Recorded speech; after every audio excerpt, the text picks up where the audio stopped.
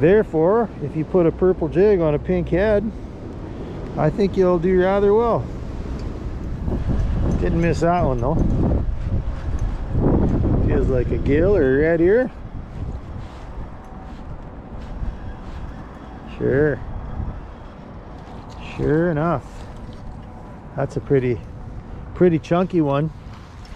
Hey, welcome back everyone. Corey here with True North. Hey, I'm going to start with the end first, so this will be the outro. I got to deliver some plants today to northern Indiana, and I did some fishing along the way at a little public lake.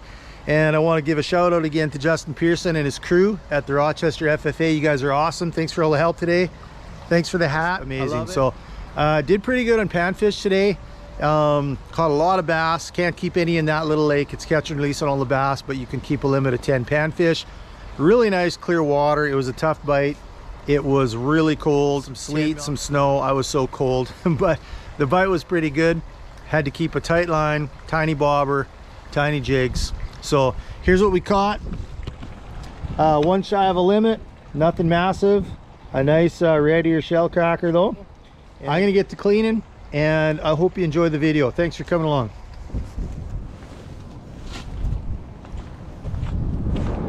I'm gonna fish with ultralight line and some tiny baits, but it's cold. I don't know how long I'm gonna be able to last here.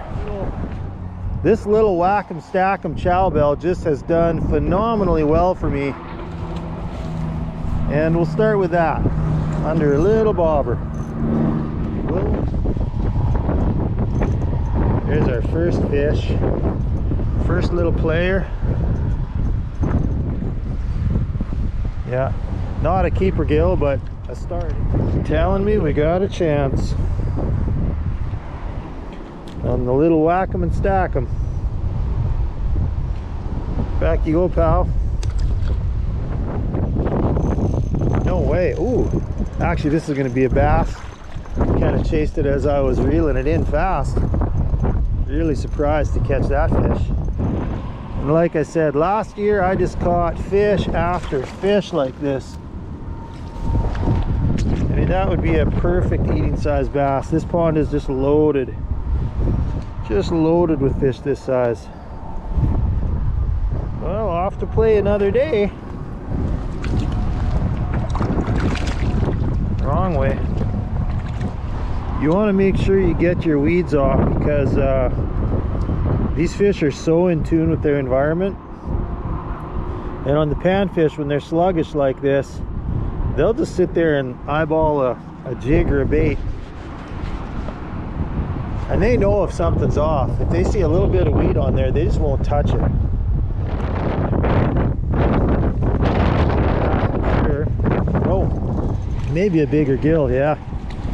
You know, he hit that on the move actually. That's a borderline keeper. I was reeling that one in kind of quick, but I'm gonna let him go. That definitely would be an eater. Where I want to be is over there, but the wind is just making it too difficult. But I'll definitely be able to control my setup better here.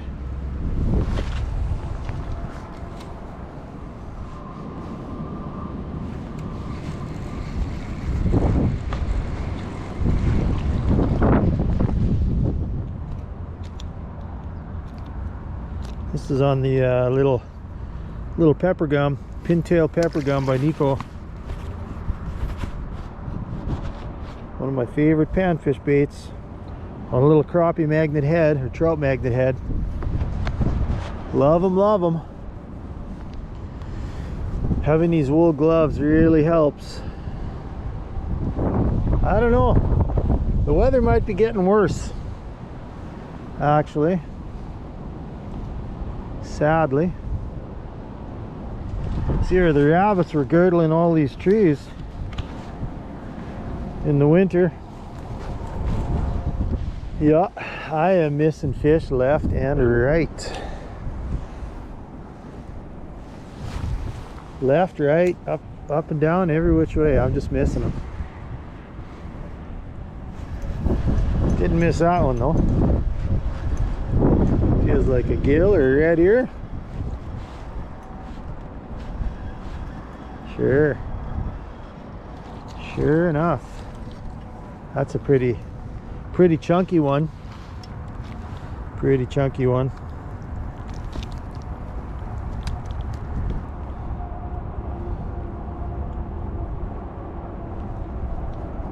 Right through the snout.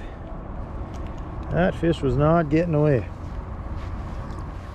I am going to try to leave here with my limit of 10 today. I can't think of anything tastier than 10 nice panfish out of a northern clean lake like this.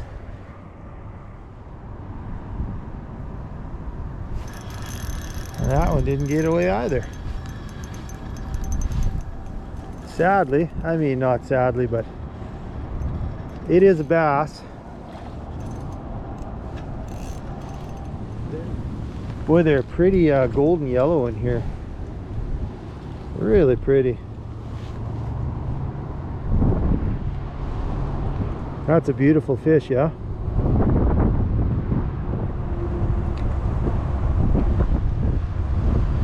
I'm telling you, fish love purple. They love purple and they love pink.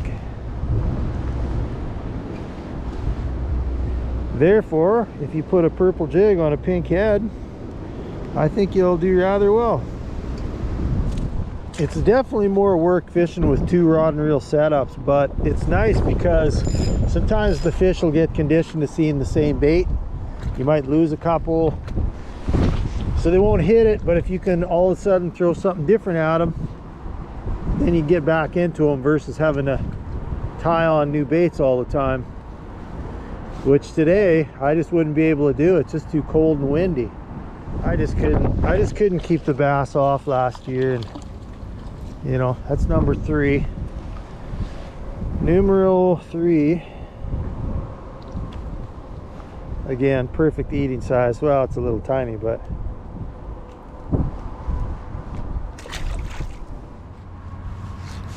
there, just like that. That feels like a good gill, maybe. I think so. It's not a bass. Yeah, that's a good gill. You can just tell. Yeah. Oh, and he hit the fly. Ooh, that's a really good gill. Oh man, is that a red ear? Yeah, we got a red ear. Oh, that's what we're here for. Oh, look at that. Oh, that's a beautiful fish. Oh, he was hooked plenty good.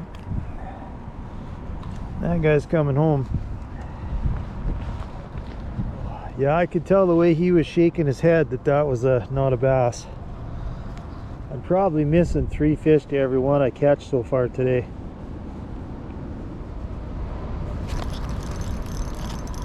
I guess I was ready enough that time.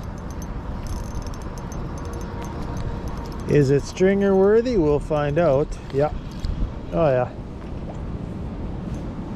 That's a nice bright gill. Beautiful little fish.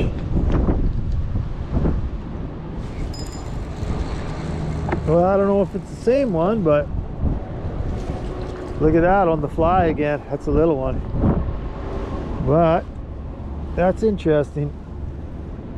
That's our biggest fish now, and that's our smallest fish.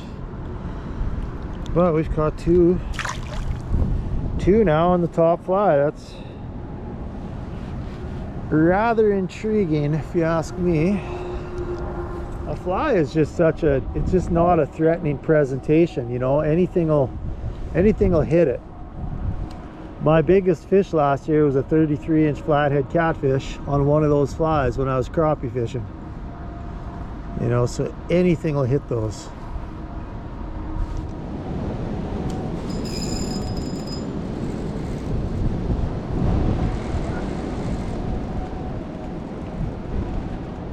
Feels like a bass. Yep. Yeah, he took it down and held it down. That's what we're using.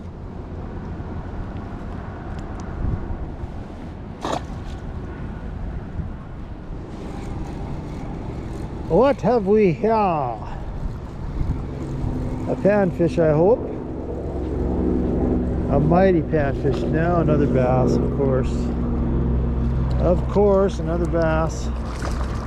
That's okay. We'll just keep catching these bass. Keep stinking up our gloves with these bass. Whoops. Snagged my mitt there. Trying to make our way all the way around this pond just to say we did it. Get our footsteps in. It's a long drive home, so might as well walk the whole thing, you know. Yep. Little money. Come in, little money. Tell mom and dad we're here. Get into a little bit of structure.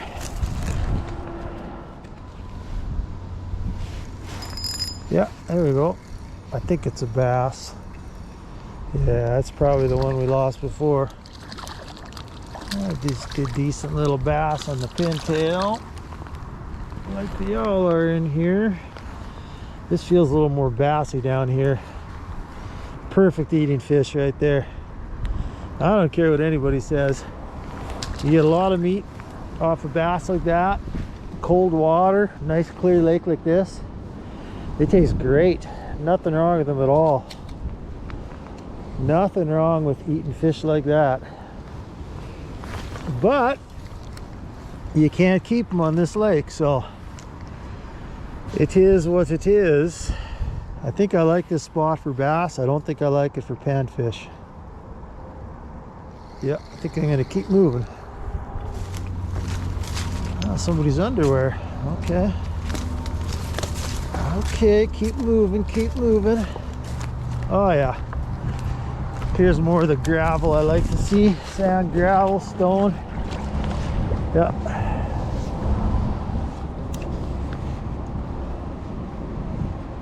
Wouldn't it be something if this is where oh, I just missed one.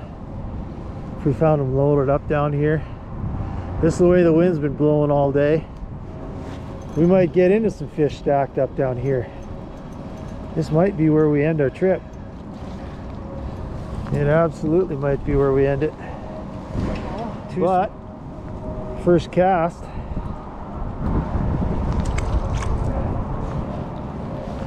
We might end it out in fine fashion down here. We'll see. What have we here? What have we here? I think it's a gill. Oh yeah, it's a pretty good one. That's a keeper. Yep. Yipper doodle. Yeah, that's a beauty. That's a beauty. I'm hoping we can catch a quick limit here. We might be able to. Given that we're on the downwind side, I'm hoping they're stacked up right here. They very well could be. Look at that. Yeah, we're finding them now. We are finding them now. It's a little small. It's getting close, but it's a little small. When it feels right, it feels right. And this is feeling good. I mean, they're liking this, so I should probably stick with it, but if it dies, I'm gonna put that double jig setup on and see if we can get some more.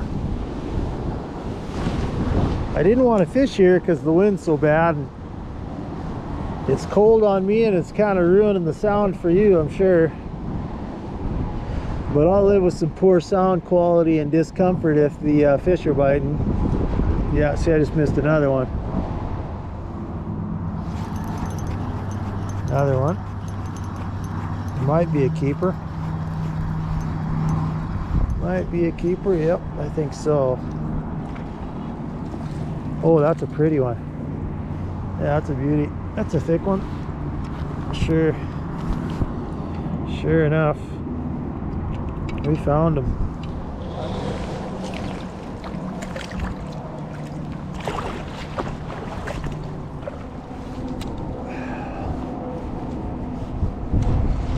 Yeah, right away, as soon as it hits the water, man.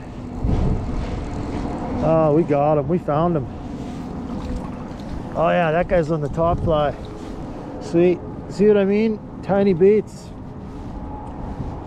Get this guy off before he shakes that fly.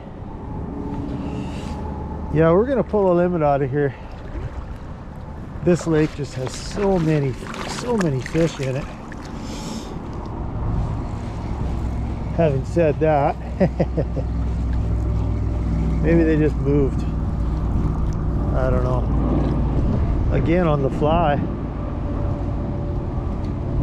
Just a little bit small. A little too small.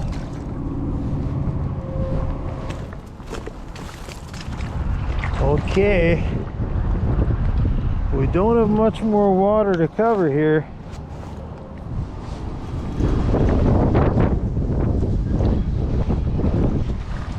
Yeah, I'm putting this one on.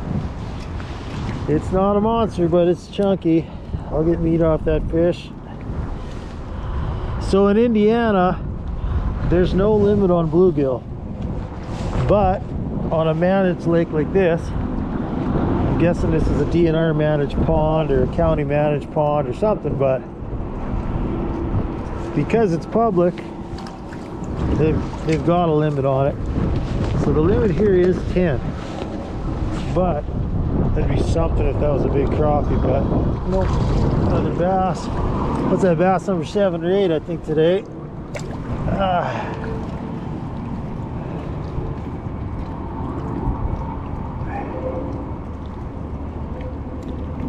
Yeah,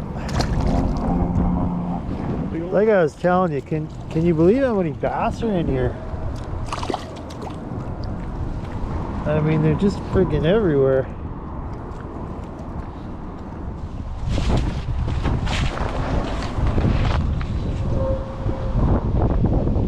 Oh no.